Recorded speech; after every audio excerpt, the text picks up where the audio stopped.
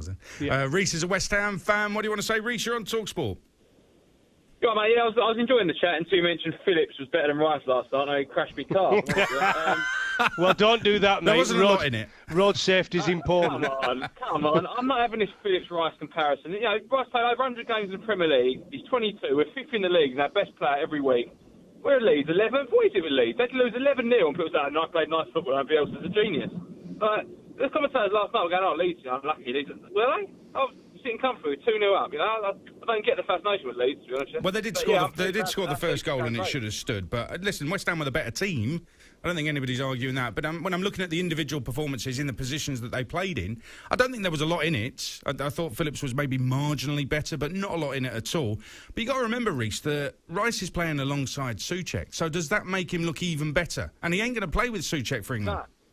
No, because I was at Rice's debut for us at Old Trafford, and I said to my brother, who is he? Honestly, the kid is unbelievable. He can play with anyone. He can play with no ball in midfield and look special. He's he's fantastic. There's no better CDMs in the Premier League at the minute, for my money, than Rice. And I'm not just saying I'm a West Ham fan. I watch him every week. The guy is quality. He's class. He's like a Rolls Royce. He's only going to get better. He'll be England captain in the future. Are you going to be saying this when he moves to Chelsea? Why would he go down then? Why would he? We're going to finish above him. Yeah. So, I was going to say they are above you, mate. Do you know something? Listen. I agree with you on one thing. I think Declan Rice. This year has really grown on me even more. I thought he was fantastic anyway, but the way he's performed this season has been outstanding.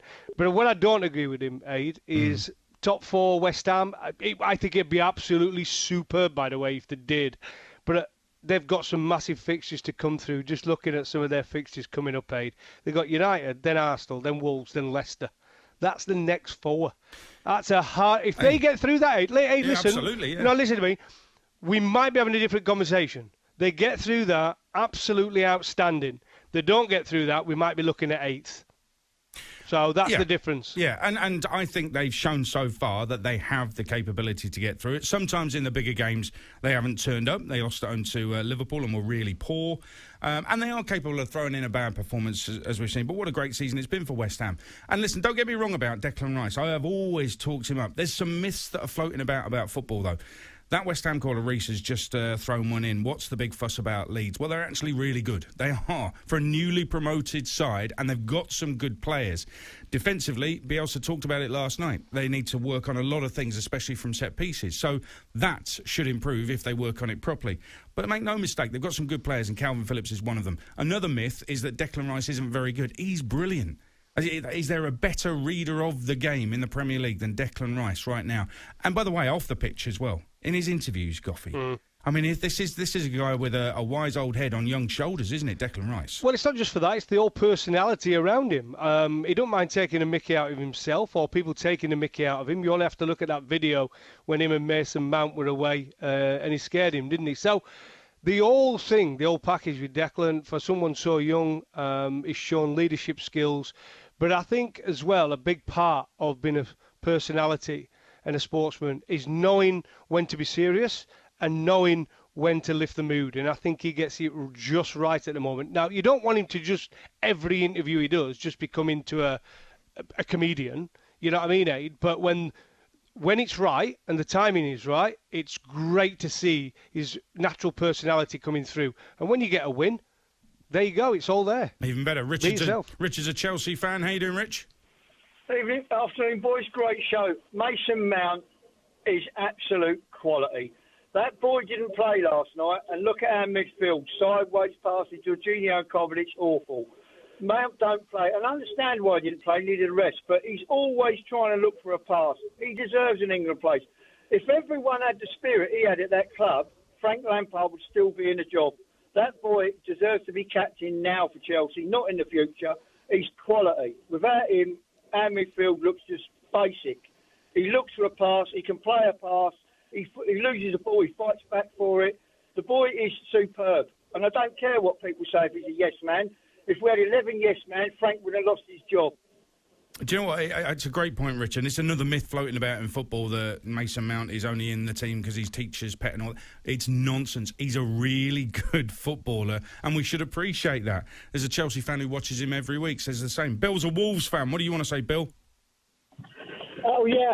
I phoned in about Declan Rice. Yep. I'm not trying to be hard on him, but the last time I seen him play for England, I was watching it with my son, and we both noticed that, in our opinion, we think that when he gives the ball to another player, he wasn't making himself available to receive that ball going in the space. You know, if he put that guy under pressure, he was, you know, he passed the ball and he wasn't looking for the return. And that happened quite a few times within the game, and we sort of just, you know, you make a note of something like that when you watch a player, you know? It's interesting that. I think with... I'd still trust Declan Rice in an England team. I think the point with England is that the caution that Gareth Southgate seems to show, Darren, with every selection, with every performance seemingly, and it's growing and growing. He seems to be so hesitant, it's almost scared, really, to use the attacking players to their full extent.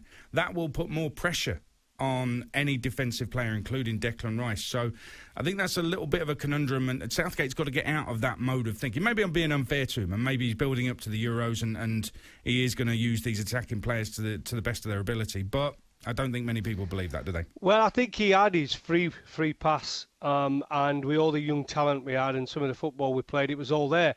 And it's like anything in life, Ed, when you're coaching, the pressure comes on to keep those performances coming. And I think as we've seen as it's gone on, Gareth has become a little bit more defensive-minded. It's all about protecting the result and stuff like that. But listen, it might change again. He might realise when it comes right to the tournament, but he needs to do something different. There's some good teams out there, and if we're going to win it, we've got to just play to our potential and stop trying to scrape a result. A couple of quick tweets very quickly. Lewis says only Leeds could get beat 2-0 and still get called very good. I didn't say Leeds were very good. I said that Phillips was very good. I think their defending was poor, their finishing was poor. Actually, the player, the centre-half, Llorente, I think he summed Leeds up. He could not defend at all last night, but look at him passing the ball. What a Rolls-Royce he is. Incredible. Jeffers in Birmingham says Grealish is injured. We're talking about a team of the season so far, not a team for a game tonight, mate. He's only missed two. Wake up. 2 or 3 games. And this one says, appalling to describe the linesman's decision as a total guess. OK, if anybody's offended by that, then I do apologise. What I mean by it is there's no clear parts of the player, Costa it was, wasn't it, who is offside. When they do the stills, when they draw the lines, there's nothing clearly smacking you in the face, oh, yeah, it's clear offside. So it has to be a guess. Now, if it's clear, then flag. If it's close or if there's any doubts, do not raise your flag. That's how I see it. So I think because he raised the flag, I think they felt they had to give the offside and therefore draw the lines in such a way that it looked offside when it wasn't. This is talkSPORT.